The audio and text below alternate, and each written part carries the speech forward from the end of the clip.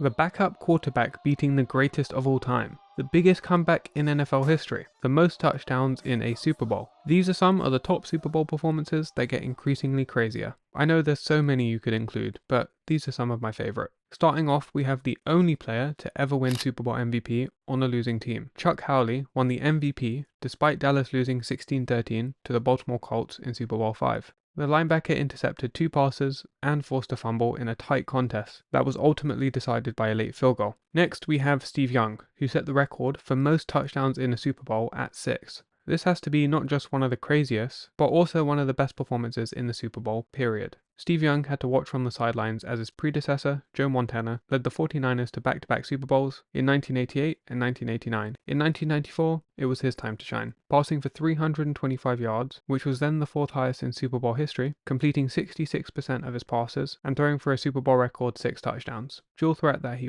also was the leading rusher with 49 yards on 5 carries, coasting to a 49-26 victory over the Chargers. Next, we have to show some love for the defense. The Broncos learnt from the Seahawks 2 years prior when they got decimated by the Legion of Boom and put together an all-time great defensive performance against the Carolina Panthers. Leading the charge for them was Von Miller, the eventual Super Bowl MVP. He won 32% of his pass rush attempts, the highest rate in Super Bowl history, and he feasted on the O-line with 3 sacks, 5 hurries, and 2 forced fumbles, including a game-sealing strip sack on the Panthers' final drive. And P.S. shout out to Coney Ealy on the Panthers. He had an awesome defensive performance, Super Bowl MVP worthy if the Panthers won. 3 sacks, a forced fumble, and an interception. And he only played on 23 snaps. Following that comes Timmy Smith. I don't blame you if you've never heard of the guy. He had 204 rushing yards and a touchdown in the Super Bowl. That's the most rushing yards in Super Bowl history, but that's not what's impressive. In the regular season, he has 602 career rushing yards. He equaled 1/3 of his total rushing yards in a single game. In fairness, he only played 1 full season, but it's still absolutely bizarre. The Redskins' O-line, dubbed the Hogs, had been dominant that year. But even with Timmy's good playoff performances, no one was expecting this type of game.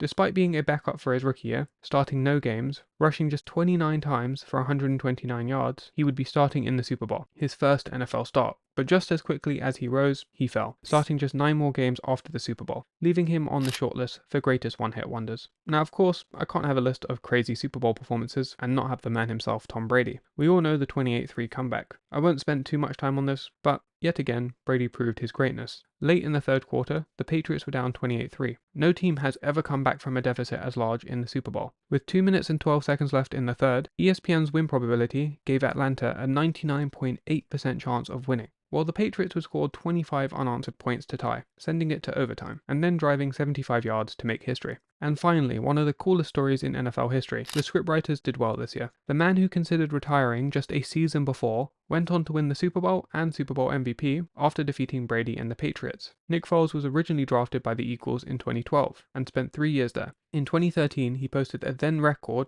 27-2 touchdown to interception ratio and a league high 119.2 passer rating. He'd go on to spend a year with the Rams and then the Chiefs, after which he would return to Philly, this time backing up franchise quarterback Carson Wentz. But in week 14, Wentz tore his ACL and Foles would have to step in. Philly was written off, but Foles would have something to say about that. He wasn't too great until this play in the divisional round. He had been a streaky player throughout his career, capable of serious damage when he gets into a rhythm. This play was all he needed. He'd go on to torch the Vikings, passing for 352 yards and 3 touchdowns in a 38-7 victory. Then, on the most important stage, he amassed 373 yards and 3 touchdowns, and yes, even caught a touchdown. The first player to throw and catch a touchdown in the Super Bowl. And he outdueled Tom Brady, making it even more impressive. Brady went for 505 yards, a Super Bowl record, and 3 touchdowns. At one point, it looked like New England could run away with the game, after taking the lead 33-32, with 9 minutes and 22 seconds left in the game. Foles responded with a 14-play, 75-yard scoring drive. A strip sack on Brady in the final minutes would ice the game, completing a one-of-a-kind run.